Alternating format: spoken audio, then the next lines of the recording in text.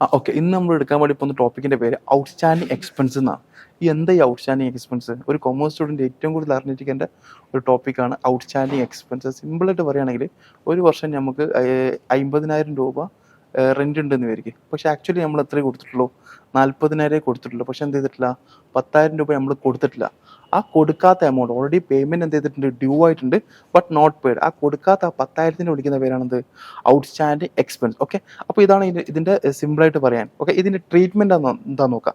ഈ ട്രീറ്റ്മെന്റ് എന്ന് പറയുമ്പോൾ നമുക്ക് രണ്ട് സൈഡ് ഉണ്ടാവുക. ഒന്ന് പ്രോഫിറ്റ് ആൻഡ് ലോസ് അക്കൗണ്ട് ഉണ്ടാവും, അതേപോലെ തന്നെ ബാലൻസ് ഷീറ്റിലും ഉണ്ടാവും.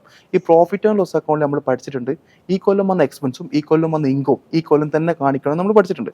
അപ്പോൾ നമുക്ക് ഈ കൊല്ലം വന്ന എക്സ്പെൻസ് എന്ന് പറഞ്ഞാൽ റെന്റ് എന്ന് പറഞ്ഞാൽ 50,000 രൂപയാണല്ലോ.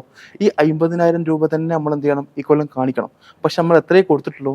40,000 രൂപ നമ്മൾ എന്ത് ചെയ്തിട്ടുള്ളൂ? കൊടുത്തിട്ടുള്ളൂ.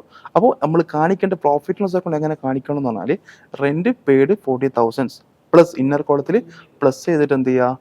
10,000 രൂപ. ഔട്ട്സ്റ്റാൻഡിങ് എക്സ്പെൻസ് 10,000 രൂപ. ഔട്ടർ കോളത്തിൽ 50,000 രൂപ. കാരണം ഈ കൊല്ലം വന്ന എക്സ്പെൻസും ഈ കൊല്ലം വന്ന ഇൻകവും ഈ വർഷം തന്നെ കാണിക്കണം.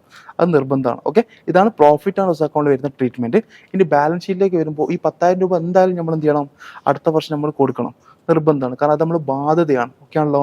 ഈ ബാധ്യത മീൻസ് ലൈബിലിറ്റി ആണ്. ഈ ലൈബിലിറ്റി ആയതുകൊണ്ട് നമ്മൾ ബാലൻസ് ഷീറ്റിൽ എന്ത് ചെയ്യണം?